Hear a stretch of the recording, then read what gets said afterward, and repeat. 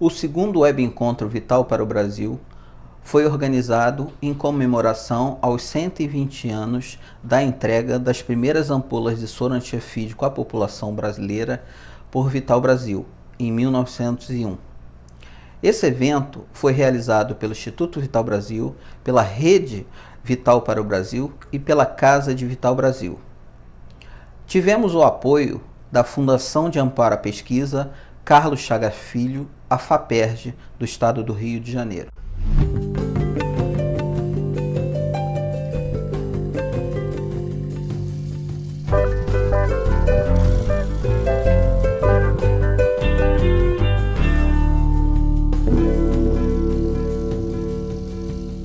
Esse evento também contribuiu para o aprofundamento das discussões acerca do ofidismo, um agravo de saúde de tanta relevância que fez com que a Organização Mundial da Saúde o incluísse na sua lista prioritária de doenças tropicais negligenciadas. Alguns dos países mais afetados por picadas de serpentes se encontram nas Américas e no continente africano. E para discutir esse tema, convidamos pesquisadores de países localizados nesses dois continentes. Essa importante mesa redonda foi conduzida pela coordenadora da Rede Vital para o Brasil, doutora Rejane Lira da Silva, da Universidade Federal da Bahia. O nosso objetivo agora, né, nesse período que estaremos juntos, é discutir um pouco, né, os acidentes com serpentes, um painel comparativo entre as Américas e a África. Nós vamos ter representantes do Brasil, né, que é a professora Maria Cristina Schneider. Teremos a representante da Costa Rica, o doutor José Maria Gutierrez. Teremos uma representante da Angola, a doutora Paula Regina Simões de Oliveira, e dois representantes de Moçambique, o doutor Samuel Bilério e a doutora Dácia Alzira de Augusto Correia. E eu já passo, né, a palavra e já quero convidar o doutor Gutierrez.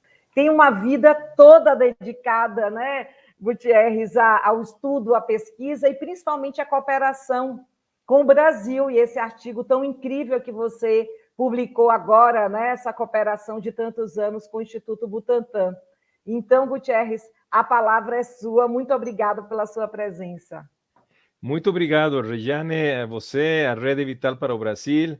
É um grande prazer participar neste evento e compartilhar com distinguidos colegas da África, das Américas.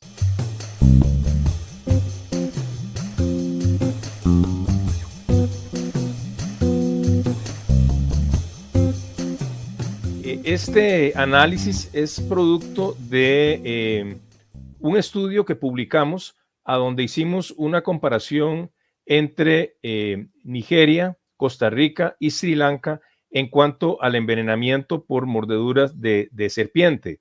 Vemos aquí la magnitud del problema de las mordeduras de serpiente en estos dos países, ¿verdad? Es una magnitud muy diferente. En Costa Rica ocurren entre 500 y 600 mordeduras de serpiente al año, en tanto en Nigeria ocurren cerca de 43,000.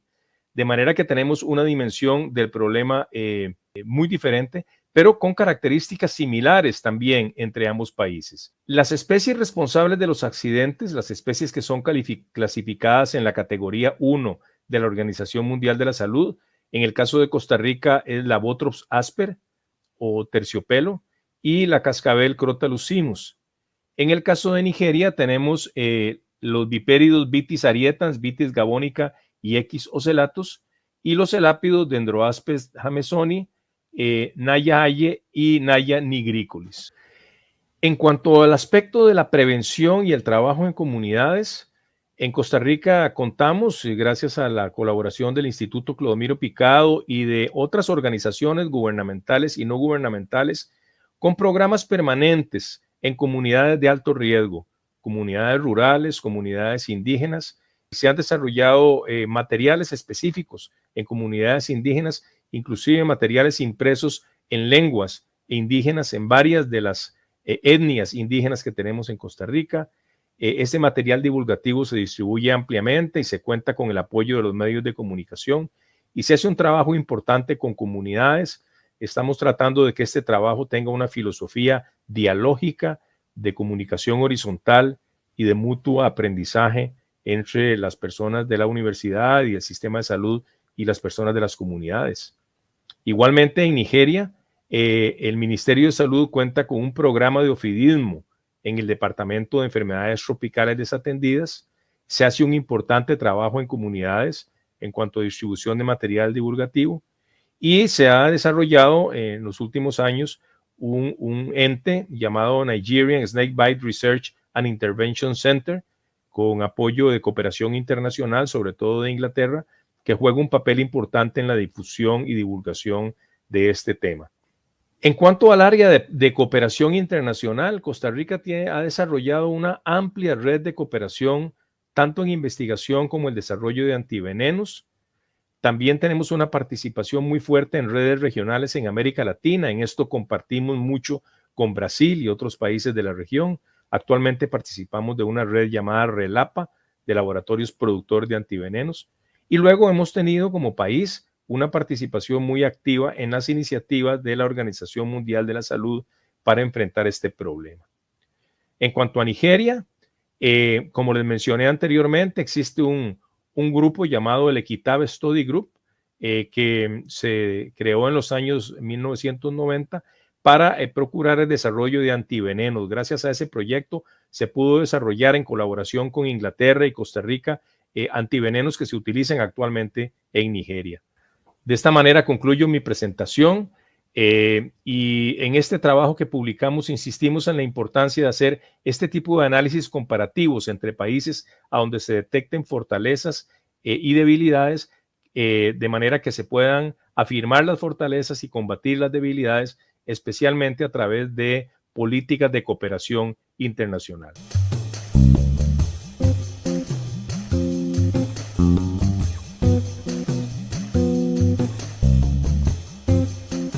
É uma grande honra para mim estar nesse grupo tão seleto e apresentar um pouco do nosso trabalho, né? E o trabalho que nós vamos apresentar aqui hoje é passando um pouco desta visão de saúde única, dessas metodologias, dessa visão que nós estamos todos ligados, conectados, para um novo objeto de estudo que seria o acidente por serpentes, que é o tema que vocês são os expertos, né? São cerca de 30 mil casos que são reportados anualmente para o Sistema de Informação do Ministério da Saúde, que é o SINAM. É um sistema bastante robusto, inclusive para as secretarias estaduais receberem mais soro, elas têm que justificar o soro que foi utilizado anteriormente. Esse soro é aplicado sem custo para a população, né? São cerca de 200 mil ampolas que são distribuídas anualmente, né, sem custo para a população, em cerca de 2 mil hospitais no Brasil inteiro. Nós criamos uma base de dados georreferenciada para o Brasil inteiro, baixamos todos os dados de todos os municípios do Brasil, e aqui está a distribuição dos casos, que é uma média de 27 mil casos notificados por ano no território nacional. E a gente pode ver que estão distribuídos em todo o Brasil. Só 0,5% dos municípios não apresentaram casos de acidente por serpente no período que foi analisado. Grande parte dos casos foi no Pará, né, se vê um número alto de casos no Pará, depois Minas e Bahia também.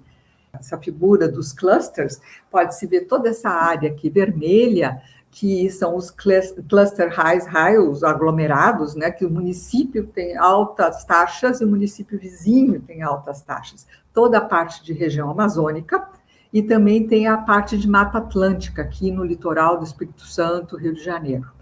Em relação às análises com as variáveis ambientais, o que saiu bastante importante, a mais alta da Associação Estatística, foi em relação ao bioma.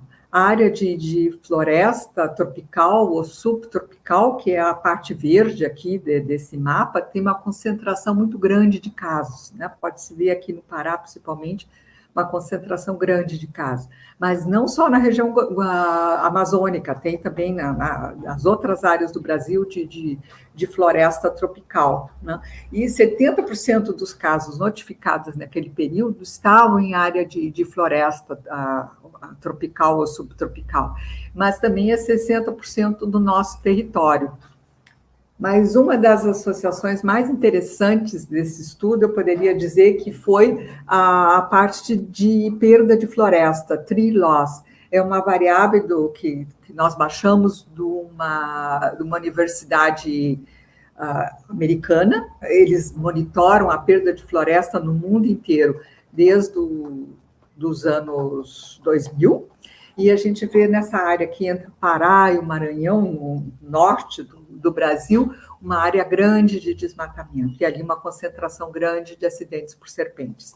Pode-se ver na coluna amarela uma taxa bem alta na população indígena em todas as regiões, e uma taxa menor na população branca, né, em todas as regiões. Nós podemos dizer que isso é um tema muito importante para o Brasil, né, que os indígenas são os mais expostos, mas o que importa realmente é o acesso ao soro, né, tanto principalmente para as pessoas que vivem em áreas longes, não? Os indígenas é que a gente viu a questão do IBGE, que tem a informação da raça, mas as populações ribeirinhas também que vivem na região amazônica enfrentam também dificuldades semelhantes. Então, essa seria a minha apresentação, e muito obrigada.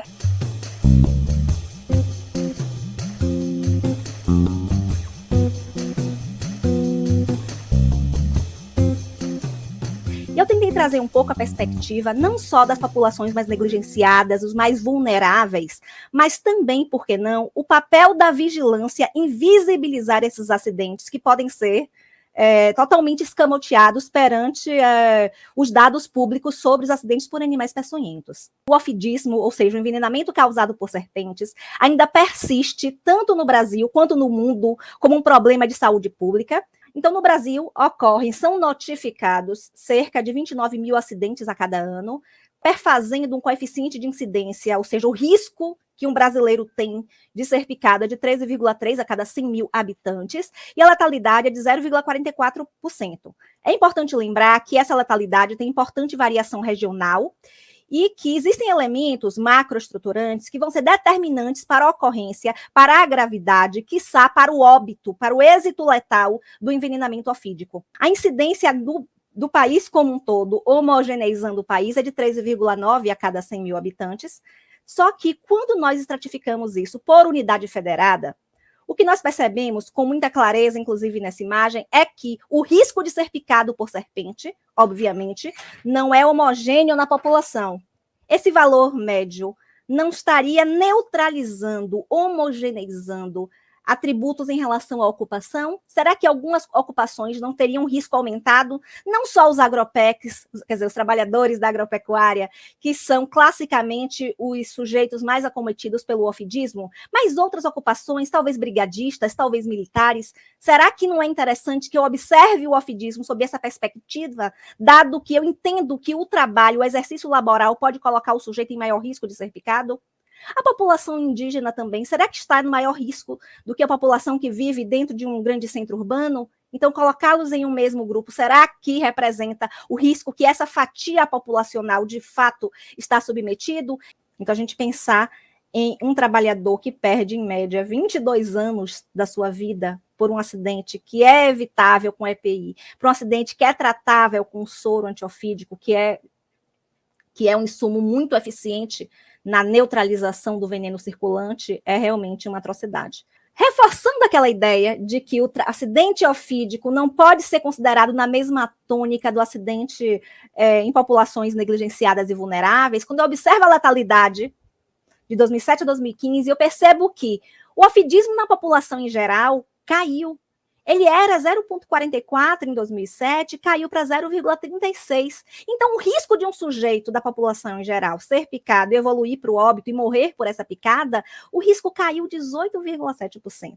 Mas quando eu olho para o acidente de trabalho agropecuário, o risco nessa população aumentou quase 20%. Então, percebam que estar no trabalho agropecuário coloca o sujeito em uma série de condições que podem refletir, podem representar mais dificuldade de acesso, mais dificuldade em relação a chegar ao serviço de saúde precocemente, ou, de repente, adoção de medidas terapêuticas que não são apropriadas. Colocam o sujeito em uma série de condições que os vulnerabilizam, que os fazem se comportar com o risco aumentado na contramão da população em geral. Então, não dá para eu pensar que o risco é o mesmo da população, porque o ser trabalhador da agropecuária significa um risco maior de evoluir para o óbito. Por fim, é urgente dar mais visibilidade a esse problema com uma prioridade de saúde pública e uma questão de forte consideração, tanto nos fundamentos da segurança e saúde do trabalho e da saúde ambiental, considerando ainda o lidar com populações tradicionais. Urge, e aí assim, é um urge mesmo, é um clamor científico, o amplo acesso aos dados epidemiológicos da vigilância para a geração de informação mais robusta sobre esses acidentes, inclusive dando visibilidade a essas fatias que costumam ser invisíveis e permanecem invisíveis com a falta de acesso aos dados. E, por fim, é importante lembrar a importância ambiental das serpentes, que, embora estejamos estudando e discutindo nesse momento sobre a perspectiva dos acidentes, dos envenenamentos que podem ser fatais, a importância das serpentes, tanto nos serviços ecossistêmicos quanto da bioprospecção, assim, é fundamental, e que a convivência harmônica com esses animais, ela é possível.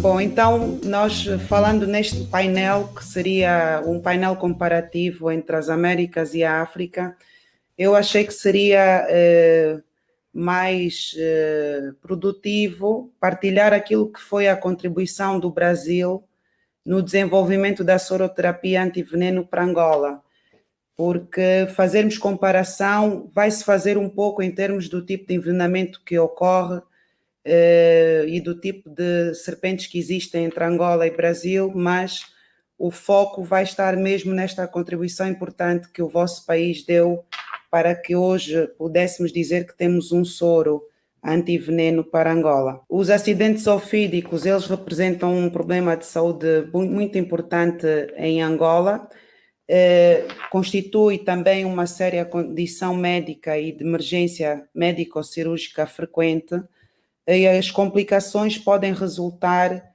em debilidades permanentes e até morte. O impacto clínico é de facto a cegueira, a desfiguração, a mutilação, as sequelas permanentes que resultam no sofrimento de perdas económicas e de produtividade, principalmente pelo tipo de população que eles afetam, que são as populações rurais. As espécies de maior importância médica para Angola são as bites, as najas e as dendroaspis polylepsis, como apresenta aí no nosso slide. Relativamente à distribuição e acessibilidade dos antivenenos, em Angola ela é muito deficitária, principalmente porque, primeiramente, existem deficientes registros epidemiológicos. Em Angola, as mordeduras de serpente ainda não constituem uma doença de notificação obrigatória, apesar de ter entrado na recente orientação da lista de doenças negligenciadas como sendo uma das doenças também negligenciada, ainda assim no nosso país ainda não é de notificação obrigatória e consequentemente os dados que temos não são reais relativamente àquilo que ocorre por este país.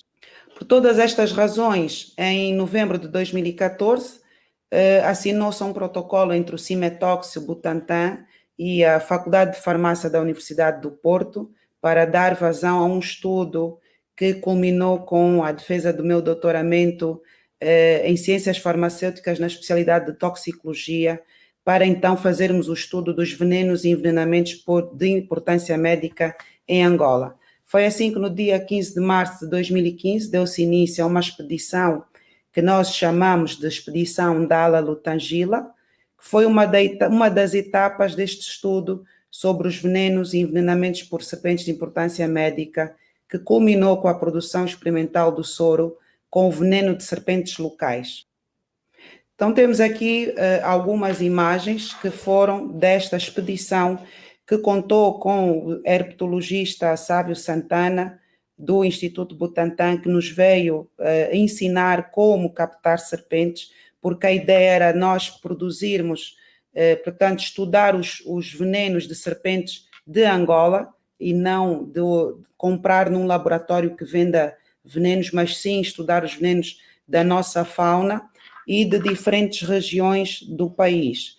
com as serpentes que foram captadas na altura, e pode passar o slide a seguir, e com todas as outras que constam neste mapa, foi possível então fazermos uma seleção dos venenos de espécies de uma mesma espécie, de procedências diferentes e de sexos diferentes, para então escolhermos quais é que nós iríamos fazer análise já no Instituto Butantan a seguir.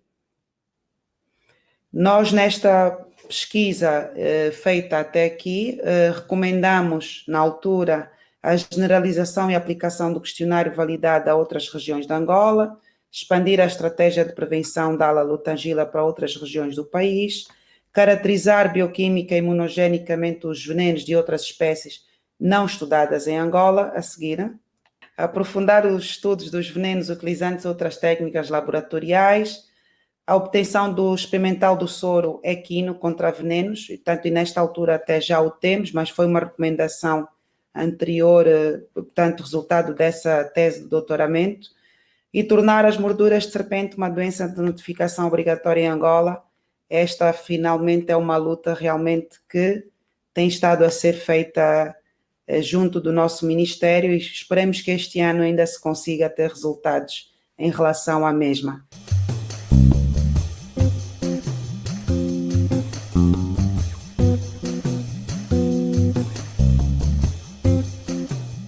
Se vocês notarem no título, Acidentes com Serpente, um painel comparativo entre as Américas e a África, nós pusemos um subtítulo que é Acidentes com Serpentes em Moçambique, uma longa estrada ainda por caminhar, né? Uma longa estrada pela frente. Praticamente Moçambique ainda é um bebê para nascer em relação a esta questão das serpentes. Então, não queremos agora ver se caminhamos para chegar ao que a nossa irmã Angola já fez.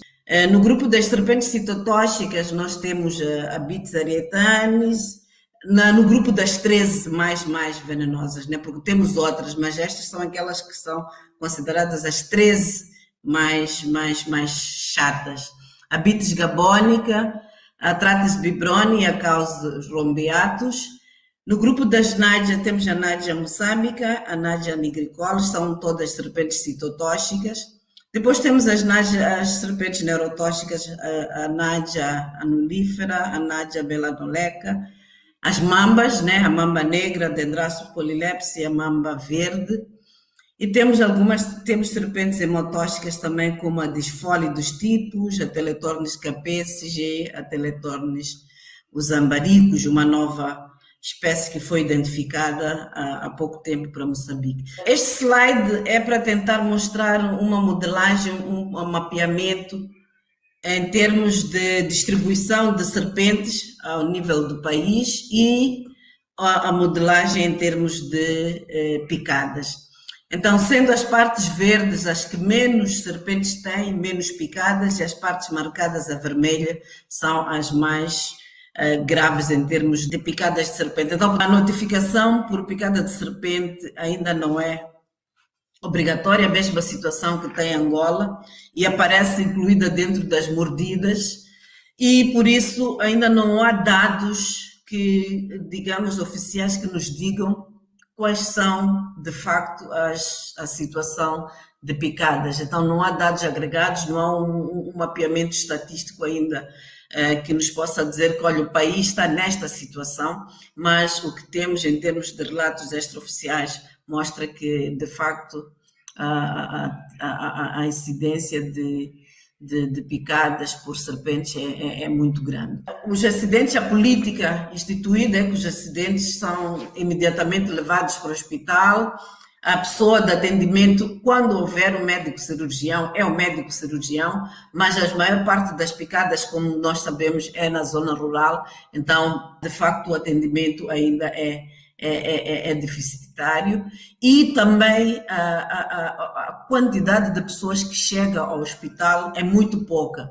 Muitas das pessoas recorrem ao tratamento local, tratamentos tradicionais, ou quando vão ao hospital já é muito tarde, e, portanto, não temos uma grande, digamos assim, à distância das unidades sanitárias, e este recurso aos tratamentos tradicionais acaba dificultando este registro de dados em termos de notificação. Moçambique ainda não tem nenhuma produção de veneno, portanto não temos ainda o acesso ao soro antiofídico.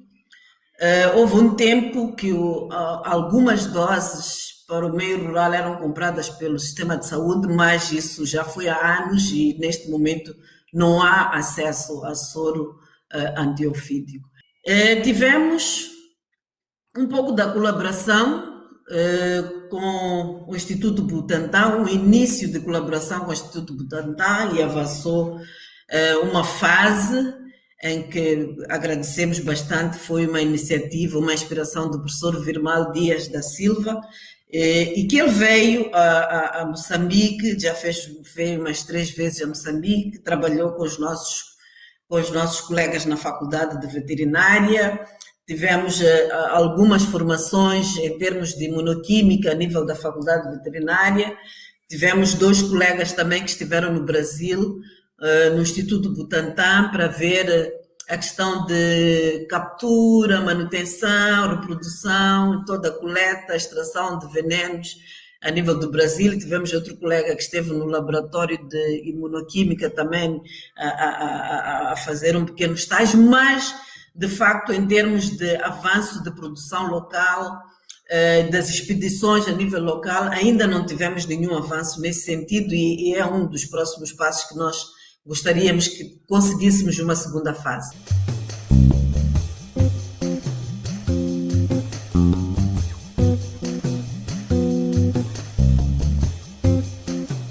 Em termos de área, Reserva Especial de Niassa, só para listar as pessoas, tem uma área de 42.300 km² e fazem parte de 2 províncias com 8 distritos. Em termos de situação epidemiológica, a situação em termos de serpentes que mais acontece em termos de casos de Niassa, temos dos dados que chegam ao nosso poder, em média, por ano, pelo menos temos 2 mortes praticadas de cobras. E temos cerca de 10 incidentes relacionados com cobras. Estamos a falar somente de incidentes que há picadas, mas também tem outros incidentes que possam envolver cobras, porque nós aqui,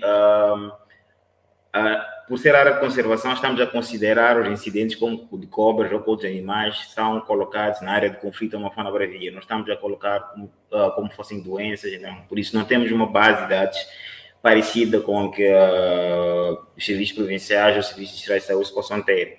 Então, em termos de conflito, temos esses, em média, 10 por ano, e 2 pessoas em média morrem por picadas de cobras. E, na maioria das vezes, as serpentes que estão envolvidas é a nádia e a víbora comum, que é a bite. Muitos dos casos estão relacionados com a disputa dos mesmos espaços e recursos com os animais. Estamos a falar da água e a área para a prática da agricultura. Como é que isto acontece? Temos, por exemplo, as pessoas da informação que nós temos ou da assistência das pessoas que a gente tem feito, muitas delas, picadas que recebem, estão associadas quando vão à procura do mel na floresta, acabam tendo esses encontros ou sofrer esses incidentes, mas também quando faz a caça, porque estão numa área em que não deveriam estar, e estão lá muitos animais, então vão alterar um bocado da biodiversidade ou da área em que estão a exercer.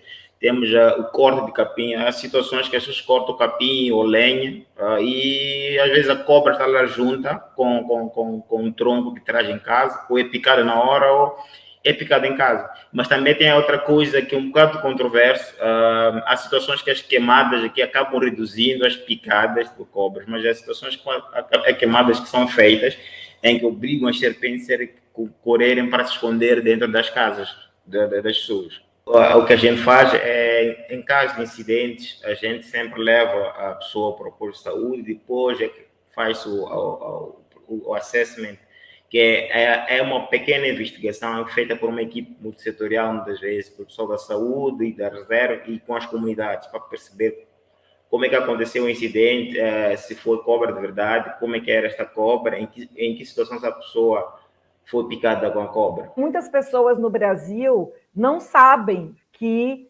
a países, muitos países no continente africano, e foi importante vocês trazerem isso, a experiência de Angola, a experiência de Moçambique, que não produzem soro, né? E que também o tratamento não é gratuito. Então, no Brasil, o tratamento dos acidentes por animais peçonhentos sempre foi gratuito, né? Inclusive antes da própria implantação do Sistema Único de Saúde, e isso a gente deve também a Vital Brasil, que entregou a patente do soro para o povo brasileiro. Então, quando nós nos deparamos, e eu me deparei com essa realidade no Benin, Costa do Marfim, isso choca a gente, né, de saber que há países, né, embora o soro antivenenos ele seja um direito humano, né, reconhecido, inclusive, pela ONU, as pessoas têm o direito a serem tratadas com esse medicamento quando são acidentadas. Há muitos países, né, em África que não produzem o soro, precisam comprar em outros lugares. E nem sempre os soros que são comprados são feitos para as espécies dos países de vocês, né? Como nós temos aqui essa produção, 4 laboratórios públicos produtores no Brasil.